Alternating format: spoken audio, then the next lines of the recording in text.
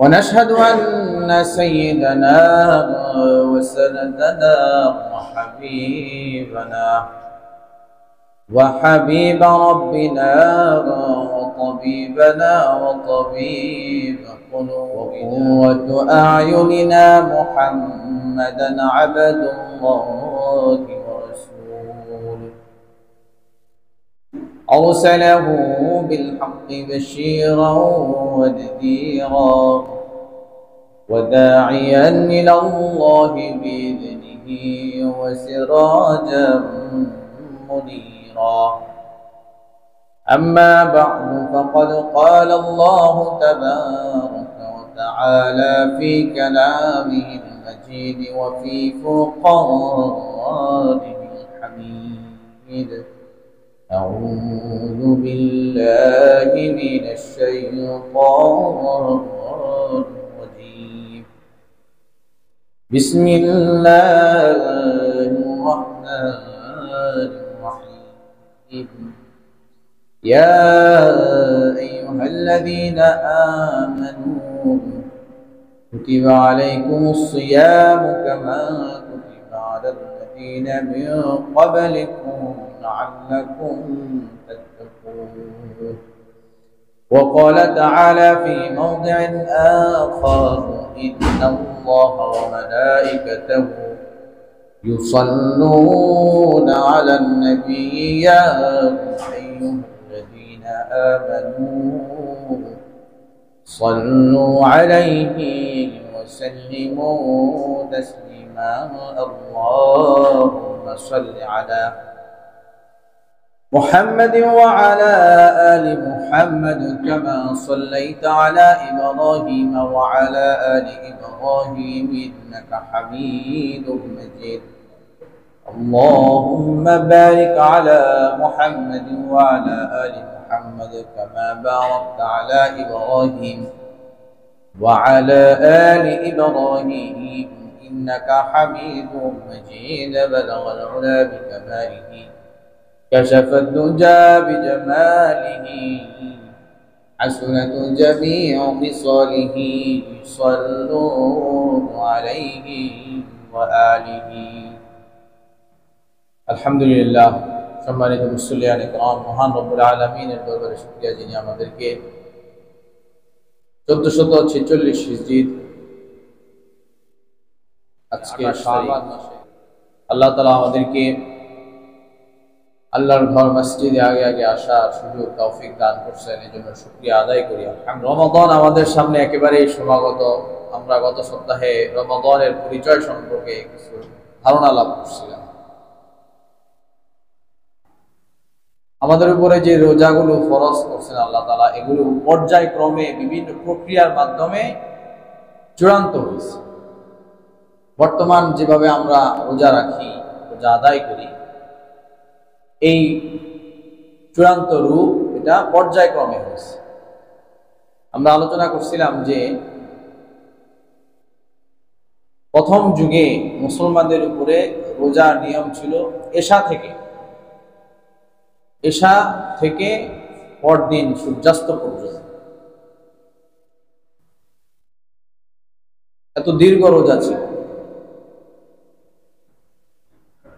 তারপরে পর্যায়ক্রমে এটা বর্তমানে আমরা যে সেহরির সময় আমরা শেষ সময় পর্যন্ত খাওয়া দাওয়া করার সুযোগ পাই, এই বিধানটা আসে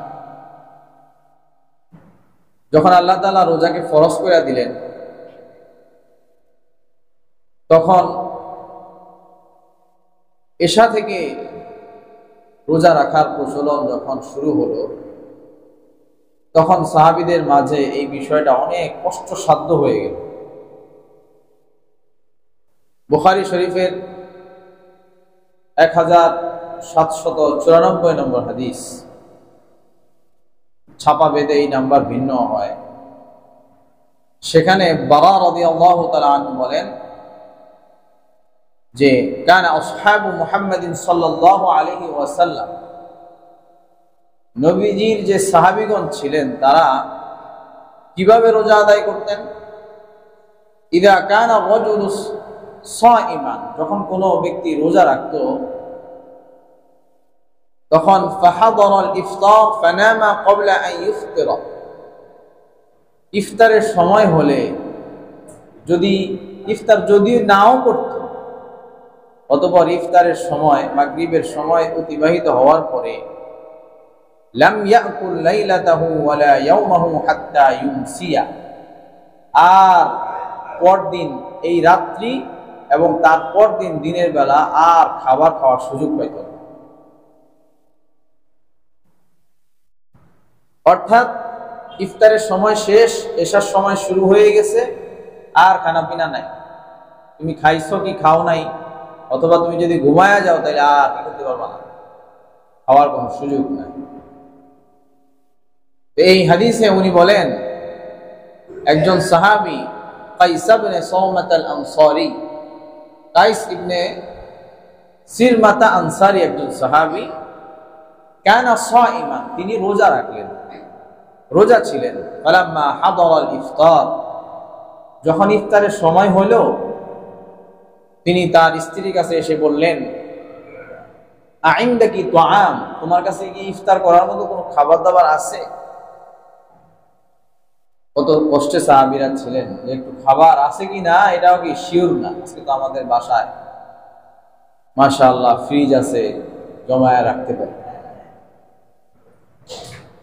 তো এমন অভাব অনটনের দিন ওনাদের ছিল।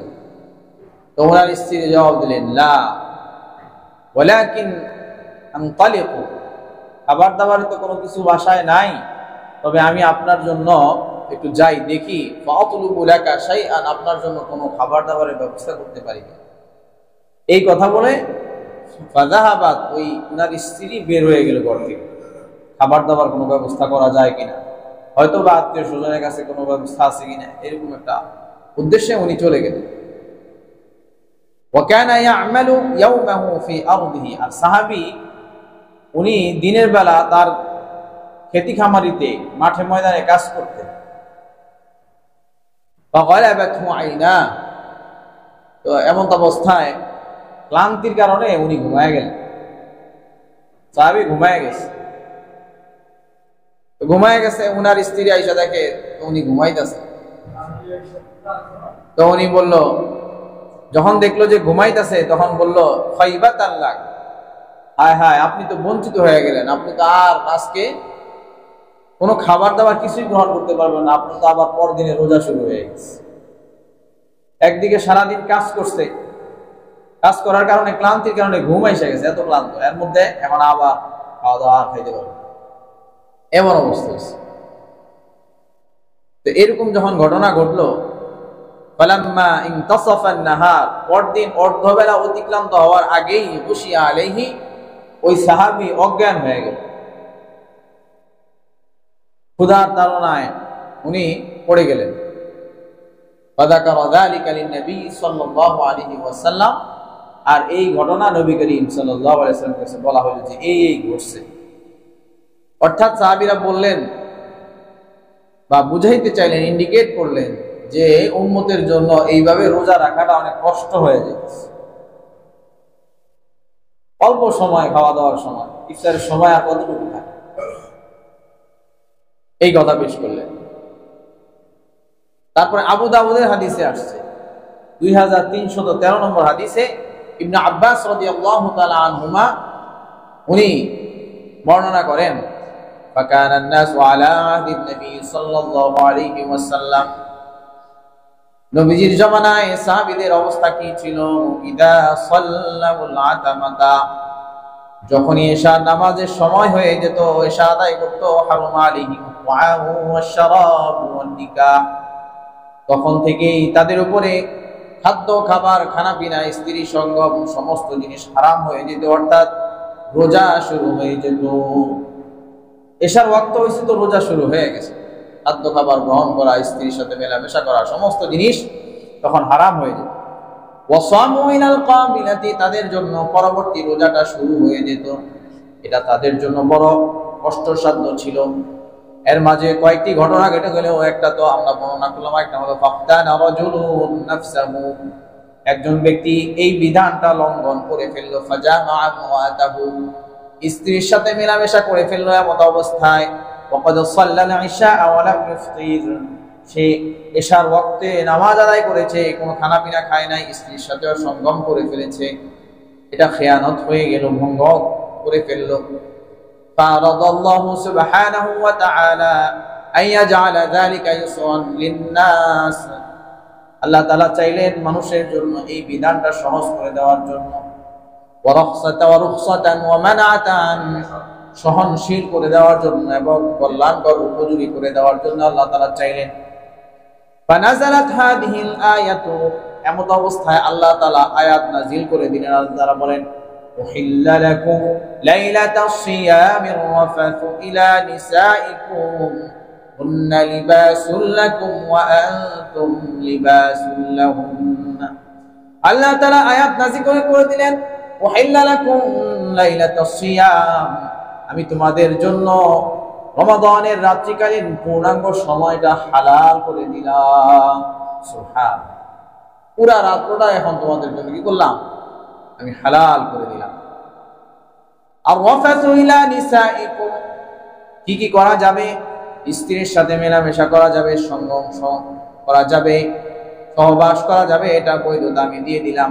হুন্না লিবাসুল লাকুম ওয়া আনতুম লিবাসুল লাহুন্না, কেননা তারা হলো তোমাদের জন্য পোশাক স্বরূপ, তোমরাও তাদের জন্য পোশাক স্বরূপ। আলিমাল্লাহু আন্নাকুম কুনতুম তাখতানুনা আনফুসাকুম, আল্লাহ তাআলা ভালোভাবেই জানেন তোমাদের মাঝে অনেকেই এই বিধানটা লঙ্ঘন করে ফেলেছে, খেয়ানত করে ফেলেছে, রক্ষা করতে পারেনি। ফাতাবা আলাইকুম ওয়া আফাকুম, আল্লাহ তাআলা তোমাদের তওবাকে কবুল করে নিলেন, তোমাদেরকে মার্জনা করে দিলেন, ক্ষমা করে দিলেন। ফাল আনা বাশিরুহুন্না, এখন তোমাদের জন্য অনুমোদন করা হলো, তোমরা চাইলেই সঙ্গম করতে পারবে, মিলিত হতে পারবে। ওয়াবতাগু মা কাতাবাল্লাহু লাকুম, আল্লাহ তাআলা তোমাদেরকে যে বিধিবিধানগুলো দান করেন সেগুলো তোমরা মান্য করে চলো। ওয়াকুলু ওয়াশরাবু, খানা পিনা খাদ্য খাবার গ্রহণ করো, কোনো অসুবিধা নাই, তবে ততক্ষণ পর্যন্ত হাত্তা ইয়াতাবায়ানা লাকুমুল খায়তুল আবিয়াদু মিনাল খায়তিল আসওয়াদি, কালো রেখা থেকে সাদা রেখা স্পষ্ট হওয়া পর্যন্ত তোমাদের জন্য এগুলো অনুমোদন করা হলো। কালো রেখা থেকে সাদা রেখা স্পষ্ট হওয়া পর্যন্ত তোমাদের জন্য অনুমোদন করা। আয়াত এতটুকু নাজিল হইল। নাজিল হওয়ার পরে আয়াতের তাফসিরে আসছে কয়েকটি ঘটনা আসছে, বুখারী এবং মুসলিমে আছে। আদি ইবনে হাতিম রাদিয়াল্লাহু তাআলা আনহু বলেন, এই আয়াত যখন নাজিল হলো এতটুকু পর্যন্ত আমি কি করলাম, আমাতু ইলা ইকালি আসওয়াদা ওয়া ইলা ইকালিন আবিয়াদা, আমি একটা সাদা সুতলি আর একটা কালা সুতলি জোগাড় করলাম, এই দুইটা নিয়া বালিশের নিচে রেখে দিলাম। তো কোরআনের আয়াতের যে অর্থ, এই অর্থ অনুযায়ী মানে খায়তুল আবিয়াদু মিনাল খায়তিল আসওয়াদ, সাদা এবং কালোর পার্থক্য। সুতলির মানে সাহাবীরা মনে করছে যে সাদা রেখা কালো রেখার পার্থক্য কিভাবে করুন, তাইলে তো কালো সুতা আর সাদা সুতা জোগাড় করে বালিশের নিচে রাখছেন। আদি ইবনে হাতিম রাদিয়াল্লাহু তাআলা উনি বলতেছেন এভাবে রাখছেন। তো ফাজআলাতহু তাহতা উসাদাদি, আমি সেটাকে বালিশের নিচে রাখলাম। ফাজআলতু আনদুরু ফিল লাইল, আমি রাত্রিবেলা এটার দিকে তাকাইতেছি যে যেন এই দুইটা যখন পার্থক্য হবে তখন আমি কি করব, খানা পিনা বন্ধ করে দেব, তারপর রোজা রাখা শুরু করব। এখন উনি বলতেছে ফালা ইয়াস্তাবিনুলি, তা আমি এই দুইটার পার্থক্য কোনো বুঝতেছিলাম না, কনফিউশন কাজ করতেছিল, কই এটা তো তেমন বোঝা যাইতেছে না, একদম একেবারে যখন আলোকিত হয়ে যায় তখন বোঝা যায়, এর আগে বোঝা যায়। তো ফাআমাদতু আলা রাসূলিল্লাহি সাল্লাল্লাহু আলাইহি ওয়াসাল্লাম, তো উনি বলেন যে ফাগাদাউতু, আমি যখন পরদিন রাসূলের দরবারে গেলাম তখন উনাকে বললাম, ইয়া রাসূলুল্লাহ, আল্লাহ তাআলা তো বলছেন যে খায়তুল আবিয়াদ মিনাল খায়তিল আসওয়াদ, সাদা রেখা কালো রেখা স্পষ্ট হওয়া পর্যন্ত তোমাদের সীমা রেখা, তো আমি তো কোনো পার্থক্য করতে পারলাম না। এইভাবে যখন বললেন তখন নবী করিম সাল্লাল্লাহু আলাইহি ওয়াসাল্লাম আদি ইবনে হাতিম রাদিয়াল্লাহু তাআলা আনহুকে জানায় দিলেন, ইন্নামা যালিকা সাওয়াদুল লাইলি ওয়া বায়াদুন নাহার, আরে এটা তো রাত্রিকালীন রাত্রের যে কালো রেখা এবং দিনের যে সাদা রেখা এইটা বলা হয়েছে, তুমি কি বুঝো নাই? নবীজি আরো বুঝাইয়া দিয়া বললেন, বুঝাইয়া দিয়া। এই ঘটনাটা বুখারীতে আসছে, আরো আসছে। সাহেল ইবনে সাদ রাদিয়াল্লাহু তাআলা আনহু তিনি বলেন যে যখন এই আয়াত নাজিল হলো, আর কতটুকু নাজিল হয় নাই, মিনাল ফাজর মানে ফজরের কথা উল্লেখ ছিল না, এতটুকু নাজিল হওয়ার পরে আমাদের মাঝে লোকজন কি শুরু করলো? সাদা সুতা কালো সুতা জোগাড় করা শুরু করলো। বিভিন্ন ভাবে তারা ব্যবহার করা শুরু করলো। কেউ বালিশের নিচে রাখা দুইটার মধ্যে তাকায় তাকায় খানা খায় বাইর করে রাত্রিবেলায়, শেষ বেলায়। আবার কেউ পায়ের আঙ্গুলের মধ্যে বাঁধা রয়েছে, বেঁধে নিছে, যে দুইটা একসাথে কইরা দেখে যে দুইটা পার্থক্য হয়েছে কিনা। ততক্ষণ পর্যন্ত ওনারা কি করবে? সেহরি খাইতে থাকবে। এরকম একটা অবস্থা চলতেছিল। তো নবী করিম সাল্লাল্লাহু আলাইহি সাল্লাম এই অবস্থা যখন দেখলেন, তখন উনি এটা খোলাসা করে দিলেন। আল্লাহ তাআলা আয়াতের সাথে পূর্ণাঙ্গতা দান করলেন। তিনি আরো বলে দিলেন মিনাল ফাজরি, অর্থাৎ ফজর উদিত হওয়ার যে সাদা রেখা ওইটা পর্যন্ত। তো দেখেন, আল্লাহ তাআলা তো চাইলে একবারেই নাজিল করতে পারতেন, মিনাল ফাজর পর্যন্ত একবারেই নাজিল করতে পারতেন। এর ভিতরে অনেক ধরনের হিকমত আছে। কেন এমনটা করলেন? প্রথমেই কেন স্পষ্ট করলেন না? অনেক ধরনের হিকমতের মধ্যে একটা হিকমত হইল যে শুধুমাত্র আরবি জানলেই, আরবি ভাষাভাষী হলেই সে যে শরীয়তের মর্মার্থ বুঝতে পারবে, কোরআনের মর্মার্থ বুঝতে পারবে, বিষয়টা এরকম না। হয়তোবা অনুবাদ জানতে পারবে, ট্রান্সলেশনটা সে জানবে, কিন্তু সেটার যে মর্মার্থ, উদ্দেশ্য, লক্ষ্য, এটা বুঝতে পারবে না। এটা বোঝার জন্য তার আরো নলেজের দরকার আছে। ওনারা তো আরব ছিলেন, সাহাবীগণ আরব ছিলেন না? আদি ইবনে হাতিম রাদিয়াল্লাহু আনহু, ওনার দাদা ছিল হাতেম তাই, নাম শুনেন? তো ওনারা তো জানতেন, আরবি জানতেন, ওনারা ছিল আরব। তারপরে ওনাদের জন্য এই কোরআনটা পরীক্ষা হয়ে গেল। আল্লাহ তাআলা কি বুঝাইতে চাইলেন? তার মানে হলো যে এই মর্মার্থ বোঝার জন্য শুধুমাত্র কিতাব পড়েই জ্ঞান পূর্ণাঙ্গ অর্জিত হবে না, যদি না কোনো ব্যক্তি শরণাপন্ন না হয়। কোরআন নাযিল হয়েছে, আয়াত দিয়ে দিচ্ছে, সাহাবীরা আমল করতে থাকলে তাইলে ওই সুতার উপরেই আমল করতো, আর নবীজির কাছে এসে এই বিষয়টা খোলাসা করতে পারতো।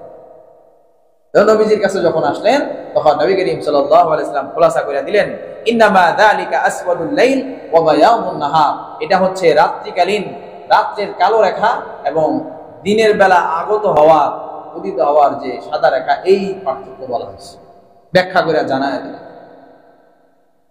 এখন দেখেন, অনেক মানুষ এরকম আছে যারা শুধুমাত্র কোরআন দিয়ে আমল করতে চান। এদেরকে বলে আহলে কোরআন। কত সুন্দর নাম, কোরআনধারী। তার অর্থ কি? কোরআন, কোরআনের বাহক বা কোরআনধারী। এরা শুধুমাত্র কোরআনকে মানবে, হাদিস নিবে না। হাদিসের মধ্যে নাকি খেলি ভেজাল আর ভেজাল, এই জন্য হাদিস নেওয়া যাবে না, শুধু কোরআন দিয়ে আমল করবে। অনেক বড় বড়, বিশেষ করে শিক্ষিত একটা শ্রেণীকে এই আহলে কোরআনরা আক্রান্ত করে ফেলছে। একজনের ব্যাপারে বলি, আর তো সবার খবর তো আমি জানি না। একজন আর্মি রিটায়ার্ড পার্সন আছে, একটু পপুলার, একটু ফেমাস মানুষ। উনি আহলে কোরআনের মতাদর্শ প্রচার করেন। এরকম আরো অনেকে আছে, একটু শিক্ষিত শ্রেণী, শিক্ষিত মানে জেনারেল লাইনে শিক্ষিত। তাদের কাছে এই কনসেপ্টটা মানে আকর্ষণীয় মনে হয়েছে। কোরআন, এটা তো সুন্দর কথা, শুধু কোরআন মানবার কোনো ঝামেলা নাই। এরকম আমাদের সমাজে আছে, কিন্তু এগুলি কম, কদাচিৎ, বোঝা যায় না। শুধুমাত্র কোরআন মান্য করে দিন পালন করা কখনোই সম্ভব। এটা অন্যতম একটা দলিল। শুধুমাত্র কোরআন দিয়ে মানতে গেলে তখন ওই সুতার দিকে তাকায় খানা খাইতে থাকতে। যখন নবীজি এটাকে ব্যাখ্যা করে দিলেন, আল্লাহ তাআলা মিনাল ফাজরি নাজিল করে দিলেন, তখন এটা পরিষ্কার হয়ে গেল, সুস্পষ্ট হয়ে গেল। এই জন্য দিনের ব্যাখ্যা বিভিন্নভাবে, বিভিন্ন সোর্স থেকে নেওয়া লাগে। তবে অবশ্যই সেটা তার অথেন্টিসিটি, বিশুদ্ধতা, শুদ্ধতা, এটা যাচাই করা জরুরি, দরকার। এবং এটা যাচাই করার মাধ্যমও আছে। আপনারা শুনেন না সহিহ হাদিস, জয়ীফ হাদিস, শুনেন না দুর্বল হাদিস, মজবুত হাদিস। কারণ কি? কারণ উলামায়ে কেরাম সহিহ হাদিসকে, জয়ীফ হাদিসকে, এগুলোকে পার্থক্য করে দিয়েছে, যেন উম্মত বুঝতে সুবিধা হয় উম্মতের জন্য। আবার কিছু আছে জাল হাদিস, মাওদু বলে এটাকে। ওই হাদিসগুলো বোঝার জন্য যেন সুবিধা হয়, এগুলো মুহাদ্দিসিনে কেরাম পৃথক করে দিয়েছে এবং মানদণ্ড নির্ধারণ করছেন যে একটা হাদিস কি কি কারণে সহিহ হবে, কি কি কারণে জয়ীফ হবে। এখন কেউ যদি মনে করে যে শুধু কোরআন মানলেই তো এই ঝামেলা শেষ হয়ে যায়, মনে করতেই পারে ঝামেলা শেষ হয়ে যায়, তাহলে তাদের আর ওই 5 ওয়াক্ত নামাজ পড়া লাগবে না, অন্যান্য ইবাদত আর তার করা লাগবে না। কারণ অনেক দলিল পাবে না সে, এখানে স্পষ্ট পাবে না। এখানে তো মূলনীতিপূর্ণ একটা কিতাব, এখানে মূলনীতিপূর্ণ একটি কিতাব, মূলনীতি দিয়ে দেওয়া হয়েছে। কিছু কিছু জিনিস স্পষ্ট, আর কিছু কিছু জিনিসকে হাদিসের দ্বারা স্পষ্ট করে নিতে হবে। নবীজি যেটা স্পষ্ট করে দিচ্ছেন, এখন নবীজি যেটা স্পষ্ট করছেন আপনি যদি হাদিস না মানেন, তাহলে তো আপনার কাছে কখনোই স্পষ্ট হবে না। এই জন্য শুধুমাত্র কোরআন দিয়ে দিন চলবে না, দিনের উপরে চলা যাবে না। এবং শুধুমাত্র এতটুকু যদি আমি ভাবি তাইলে শেষ হয়ে যায় না। এখন কোরআনের ব্যাপারে অত অনেকে প্রশ্ন করে। ওই যে সালমান রুশদির নাম শুনছেন না? হ্যাঁ, একটা বেঈমান, সে একটা বই বের করছে, সাতানিক ভার্সেস। তো কোরআন নিয়েও মানুষ যুগে যুগে বিভিন্ন ষড়যন্ত্র করছে, যে কোরআনের অনেক আয়াত বাদ দিয়ে দিছে মুসলমানরা, ওসমান রাদিয়াল্লাহু আনহু বাদ দিয়ে দিছে, হ্যাঁ, কাটছাট করছে। বিশেষ করে একটা বিশাল বড় সম্প্রদায় এই বিষয়টা বিশ্বাস করে যে কোরআনকে কাটছাট করে ফেলছে। সুন্নিরা, আহলে সুন্নাত ওয়াল জামাতরা কোরআনকে কাটছাট করে ফেলছে, এটা বিশ্বের একটা বিশাল সম্প্রদায় বিশ্বাস করে। আবার ওই বিশাল সম্প্রদায়কে অনেকে আমাদের এই দেশে তাদেরকে অনেক বড় অনুসারী, মানে অনুসরণীয় মনে করে, বরণীয় মনে করে। তারা হচ্ছে ইরানের শিয়ারা। ইরানের ইসলামী বিপ্লবের ব্যাপারে অনেকেই খুব উজ্জীবিত হয়, মোটিভেটেড হয়, কিন্তু তাদের বিশ্বাসে এমন আছে যে এই কোরআন অক্ষত নাই, এটাকে বিকৃত করে ফেলছে। আহলে সুন্নাত ওয়াল জামাতরা মানে আমরা এটাকে বিকৃত করে ফেলছি। তাহলে আপনি যেই প্রশ্নে হাদিস বাদ দিলেন, তাইলে তো ওই প্রশ্নে এই কথায় আসলে কোরআন বাদ দিয়ে দিতে হবে। তাহলে আপনি কি করবেন? তাহলে বেঈমান হওয়া ছাড়া কোনো উপায় আছে? কোনো উপায় নাই। এই জন্য কোরআন যেমন মানতে হবে, হাদিস এবং ইজমা কিয়াস মানতে হবে। এই চারটা হচ্ছে ইসলামের শরীয়তের সোর্স। এই চারটাই মেনে নিতে হবে, কোরআন, সুন্নাহ, ইজমা, কিয়াস। ইজমা এটাও মানতে হবে। একবার ইসলামী বিশ্বে দুর্ভিক্ষ লেগে ওমর রাদিয়াল্লাহু তাআলা আনহু সাহাবীদের সাথে পরামর্শ করে ইজমা কায়েম করলেন, কি যে এই দুর্ভিক্ষ যতদিন চলবে ততদিন চোরের হাত কাটার বিধানটা স্থগিত করে দেওয়া হবে। আল্লাহর বিধান ঠিক আছে, এটাকে উঠায় দেওয়া হবে না, কিন্তু সাময়িকভাবে দেশের প্রেক্ষিতে বর্তমান পরিস্থিতির কারণে মানবিক দৃষ্টিভঙ্গির দিকে তাকিয়ে আমরা কি করলাম? এটাকে স্থগিত করে দিলাম। আবার এটা যখন সচ্ছলতা ফিরে আসবে, আবার কি করা হবে? এই বিধান শুরু হয়ে যাবে।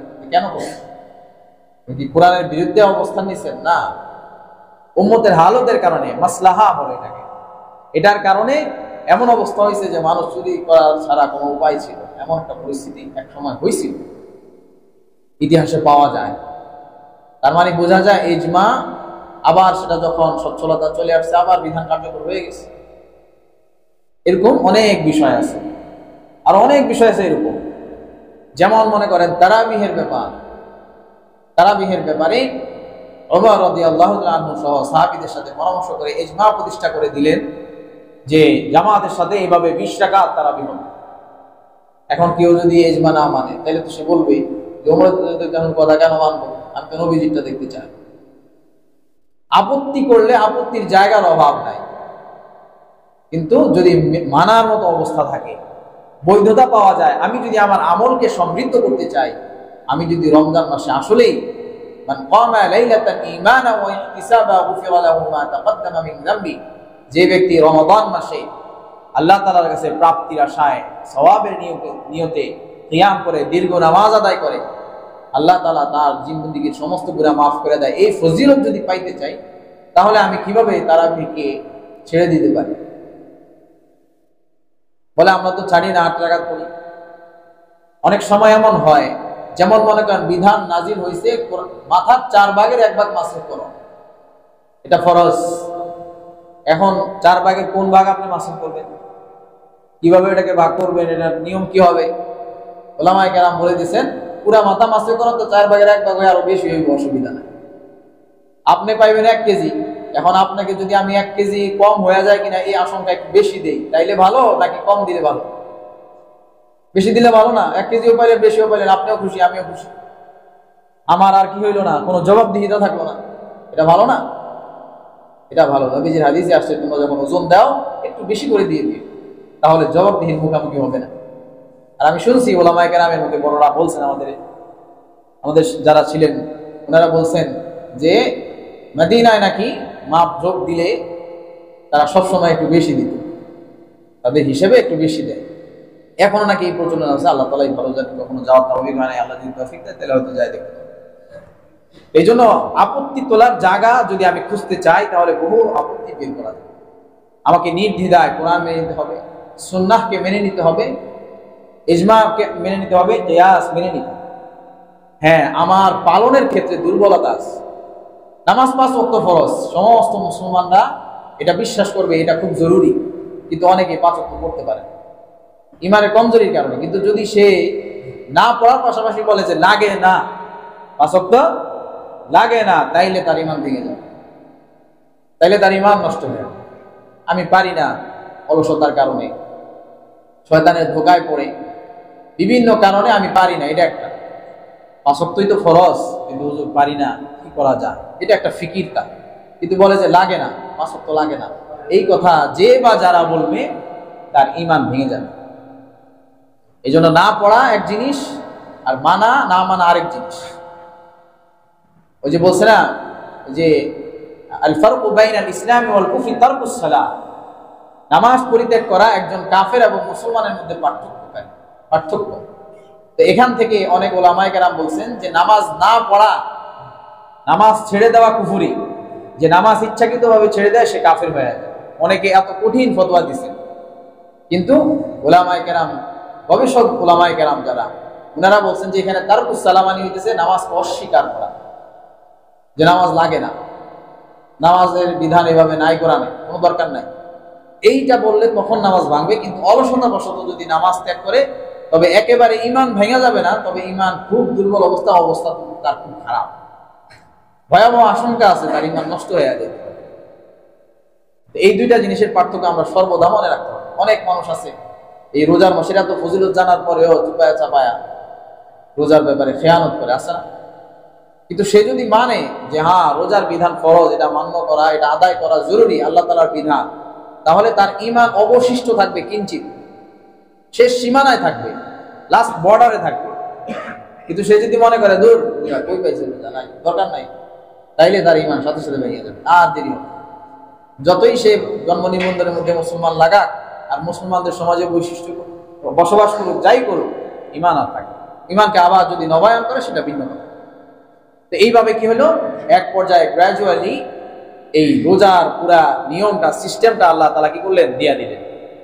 আল্লাহ তাআলা অনুমোদন করে দিলেন যে তোমরা রমজান মাসে কি কি করতে পারবে, এই করতে পারবে, এই করতে পারবে, এগুলো অনুমোদন করে দিলেন, উম্মতের জন্য সহজ করে দিলেন। এভাবে আল্লাহ রাব্বুল আলামিন একটা সুন্দর ইবাদত, যে ইবাদতের মাধ্যমে আল্লাহ তাআলার একেবারে নৈকট্য, আল্লাহ ভীতি, আরো যতগুলো গুণাবলী আছে, এই গুণাবলীগুলো একজন বান্দা এই রোজার মাসে অর্জন করে।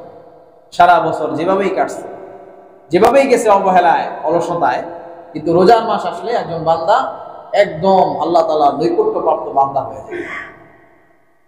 দেখবেন রোজার মাস আসলে মানুষের ভিতরে একটা পরিবর্তন আসে, একটা জোশ আসে। এই জোশটা অনেক দামি জিনিস, যে জোশ আমাকে মনে করে দেয় যে আমি মুসলমান, আমার আসলে আরো দায়িত্ব আছে। সারা বছর গাফলতির সাথে থাকলাম এরকম না, আল্লাহকে স্মরণ করা, নামাজ পড়া, আল্লাহ তাআলার বিধান জেনে না খেয়ে থাকা, স্ত্রী সঙ্গম পরিহার করা, অন্যান্য আরো বিষয় পরিহার করা, এই জিনিসগুলো আল্লাহ তাআলা আমাদেরকে কি করেন, এই রোজা মাসে ট্রেনিং করেন। রোজার মাসের অনেকগুলো নাম আছে, আর প্রত্যেকটা নামের তাৎপর্য আছে। এই নামগুলো আমরা ইনশাআল্লাহ ভবিষ্যতে জেনে জেনে কি করবো, আমল করার চেষ্টা করবো ইনশাআল্লাহ। আমরা এগুলো এক পর্যায়ে আসতে বিভিন্ন সময়ে, এটা ইনশাআল্লাহ সামনে আগামী জুমায় আলোচনা করবো। এই যে রোজা আসতেছে, আর হয়তো ইনশাআল্লাহ কালকেই আমরা তারাবি আদায় করবো ইনশাআল্লাহ, আল্লাহ চাহে তো। রোজা যখন আগমন করতো, নবী করিম সাল্লাল্লাহু আলাইহি সাল্লাম উম্মতের মাঝে খুতবা দিতেন, অর্থাৎ ভাষণ দিতেন, বয়ান দিতেন। এই সম্পর্কে হাদিসে অনেকগুলো আলোচনা আছে। এক হাদিসে আবু হুরায়রা রাদিয়াল্লাহু তাআলা আনহু বলেন, নবী করিম সাল্লাল্লাহু আলাইহি সাল্লাম রোজা যখন আসলো তখন তিনি ভাষণ দিলেন, আতাকুম রমাদান, ও আমার উম্মতেরা, তোমাদের মাঝে রমাদান মাস এসেছে, শাহরুল মুবারাকুন, এটা একটি বরকতময় মাস, তোমরা মনে রাখবে, খবরদার। ফারাদাল্লাহু আযজা ওয়া জাল্লা আলাইকুম সিয়ামাহু আল্লাহ তাআলা এই মাসের সিয়ামগুলো, রোজাগুলো তোমাদের উপরে ফরজ করে দিয়েছেন। তুফতাহু ফীহি আবওয়াবুস সামা, এই মাসে আল্লাহ তাআলা আসমানের সমস্ত দরজাগুলো উন্মোচিত করে দেন, খুলে দেন। ওয়া তুগলাকু ফীহি আবওয়াবুল জাহিম, এই মাসে আল্লাহ তাআলা জাহান্নামের সমস্ত দরজাগুলো বন্ধ করে দেন। ওয়া তুগাল্লু ফীহি মাওয়াদাতুশ শায়াতিন, শয়তানদের বড় বড় শয়তানগুলোকে আল্লাহ তাআলা এই মাসে বন্দী করে ফেলেন।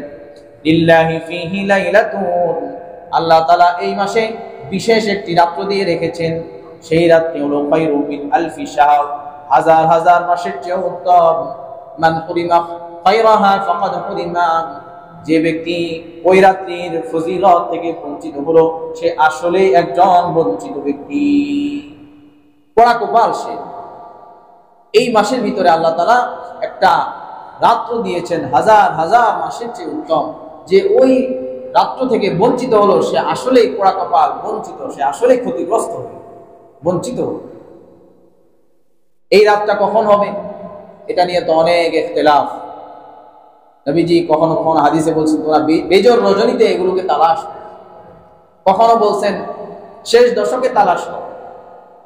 এখন মনে করেন, আমি প্রায় সময় এই উদাহরণটা দিই, যে মানুষকে কোন একজন ব্যক্তিকে একটা সুযোগ দেওয়া হলো যে তোমাকে পুরস্কৃত করা হবে, পুরস্কারটা এই 30টা টোকেনের ভিতরে আছে, পুরস্কারটা এই 30টা টোকেনের ভিতরে আছে। তো এভাবে বলতেছে, 30টা টোকেন সাজাইছে, মনে করেন বলতেছে এই 30টার ভিতরে আছে, এই প্রথম 10টার ভিতরে থাকতে পারে, দ্বিতীয় 10টার ভিতরে থাকতে পারে, শেষের 10টার ভিতরেও কি করতে পারে, এই পুরস্কার পাওয়ার টোকেনটা থাকতে পারে, কুপনটা থাকতে পারে। তোমার জন্য সবগুলো ধরারই সুযোগ আছে। আমাদের দুনিয়াতে যে লটারি করা হয়, কুপন করা হয়, সেগুলোতে কি একটা ধরো নাই, 2টা ধরো নাইলে 3টা ধরো, সবগুলো কি ধরতে পারে? সবগুলো তো ধরতে পারে না। আল্লাহ তাআলা এই সুযোগ দিয়ে দিয়েছে, তুমি বান্দা তুমি লটারি জিতবা না, আমি তোমার জিতায়া ছাড়ব। কিন্তু বান্দা কয় আপনি যতই নিতে চান আমি নিবই না। আছে না এরকম? বলেন, যদি 30টা লটারিতে 30টা কুপনে 30টা সুযোগই দেয়, কত বড় বোকা হইলে সে এই লটারির সুযোগটা মিস করে। তুমি প্রথম দিনের লটারিটা চেক করতে চাও, কুপনটা চেক করতে চাও, নাম্বারটা মিলাইতে চাও, তুমি কি পুরস্কার পাইবা কিনা এটাও তোমার জন্য অনুমোদন আছে। দ্বিতীয়টা আছে, তৃতীয়টা, চতুর্থটা, একদম 30টাই আছে। এখন বুদ্ধিমান যে সে কি করবে, সে করবো 30টারই সুযোগ আছে, পুরস্কার পাবো, 30টাই চেক দিই। কি করি, 30টা টোকেনই কুপনই কি করি, ধরে পালায়, অসুবিধা কি, সুযোগ তো আছে। আল্লাহ তাআলা বলে আমি লাইলাতুল কদর দিতে চাই, 30টা টোকেন তোমার জন্য খোলা রাখলাম, 30টা দিন খোলা রাখলাম, 30টা রাত্র খোলা রাখলাম। তুমি এটা তালাশ করো, তুমি পাবেই পাবে, এত কোনো সন্দেহ নেই।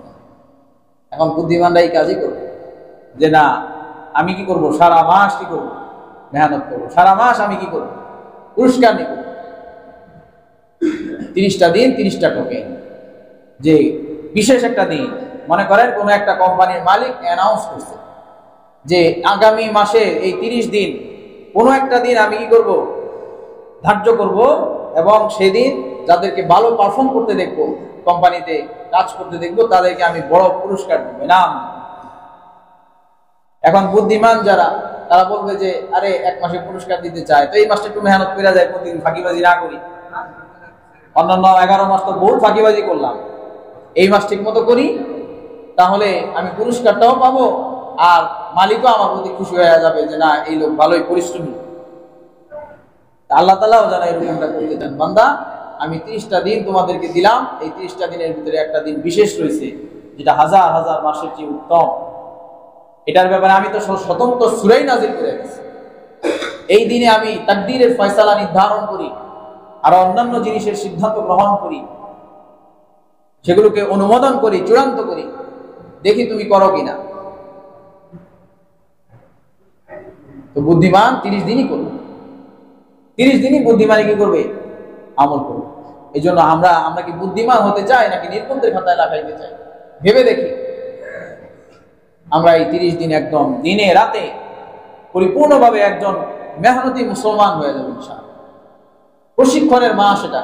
আল্লাহ তাআলা বলতে চান যে তোমাকে আমি হালাল বিবির বোঝাটা চাপায় দিলাম, সামনে থাকবে কিন্তু কিছু করতে পারবা না। তোমার খাদ্য খাবার থাকবে ফ্রিজে, চাইলেই খাইতে পারতা, কিন্তু আমি কি করলাম, সেটা নিষেধ করে দিলাম। একটা বোঝা তোমার উপরে চাপায় দিলাম, তুমি এই বোঝাকে ক্যারি করতে পারো আমার বিধান জেনে, বাকি 11 মাসও তুমি কি করতে পারবা, অন্যান্য আরো জিনিসগুলো তুমি কি করতে পারবা, মেনে চলতে পারবা। একজন মিলিটারিকে যখন ট্রেনিং করানো হয়, তখন তাকে বিশাল বোঝা চাপায় দেয় যে তোমার 10 কিলোমিটার এটা নিয়ে হাঁটতে হবে। যেই মিলিটারি 10 কিলোমিটার এরকম ভাবে বোঝা নিয়ে হাঁটতে পারে, 1 মনের বোঝা, 2 মনের বোঝা, 3 মনের বোঝা, তারে যদি 5 কেজি দিয়ে অন্যান্য সময় কয় যান, তাকে কষ্ট হবে? কষ্ট হবে। আল্লাহ তাআলা আমাদেরকে ট্রেন আপ করতে চান, এই জন্য আমাদেরকে আল্লাহ তাআলা রমাদান মাস দেন। এই জন্য আমরা সামনে যে রোজার মাস আসতেছে, এটার ব্যাপারে শারীরিক, মানসিক, সামগ্রিকভাবে পূর্ণাঙ্গ প্রস্তুতি গ্রহণ করবো। আল্লাহ তাআলা আমাদেরকে বুঝান, আমল করার তৌফিক দান করেন।